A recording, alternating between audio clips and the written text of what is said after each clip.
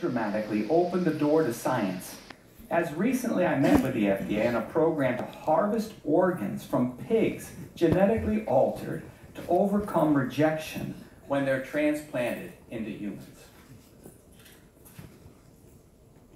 Rare diseases also drive regulatory innovation. Abby Myers, the mother of 2 boys with Tourette syndrome, and Marjorie Guthrie, who's the widow of the folk singer Woody Guthrie, who died of Huntington's disease, they led a patient movement in the late 70s and early 80s that resulted in the 1983 Orphan Drug Act, which jump-started the global movement to develop therapies for rare diseases. When the AIDS crisis started, it was a rare disease. AIDS patients in the mid-1980s threw blood at the FDA building. That got our attention when I was at the FDA. These patients moved us at FDA to create new ways to approve drugs.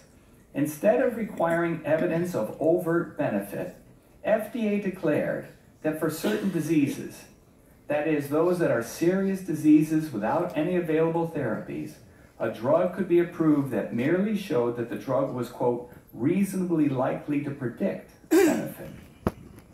I will show you in the next slide the power of the Tropical Disease Priority Review voucher. But as for orphan drug flexibility, in 2010, I analyzed all the drugs that FDA had approved for rare diseases up till that time.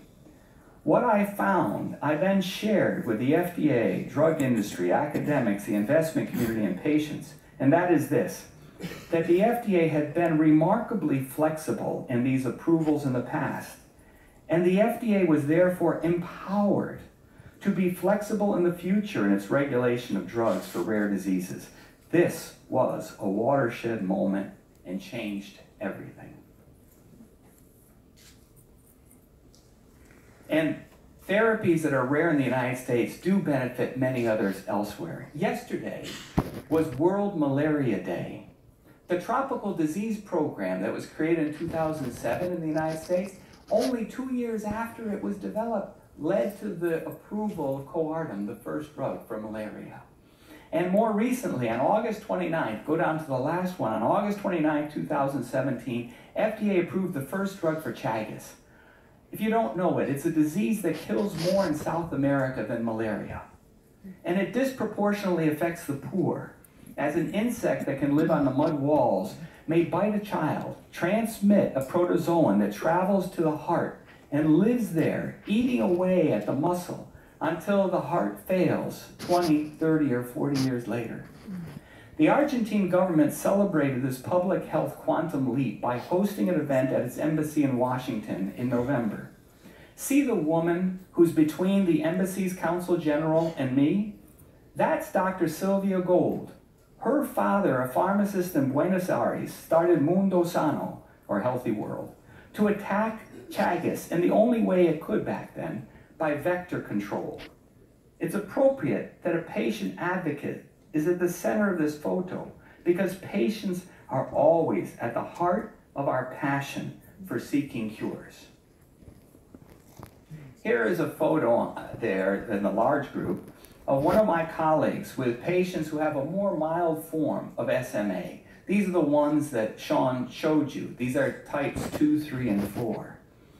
In the other photo is Ella Murray, a 13-year-old with epidermolysis bullosa, what you heard about in the opening video as butterfly disease. I met Ella when I asked to sit next to her at a gala dinner in New York City in October. Meeting Ella moved me. I organized a day-long meeting. I'm sorry, I'm like Jill. I organized a day-long meeting with Ella and 60 other EB patients and senior FDA officials just 20 days ago. I can still picture them, April 6th. At the end of that day-long meeting, FDA officials spoke of how much these patient testimonies affected how FDA will regulate EB therapies in the future.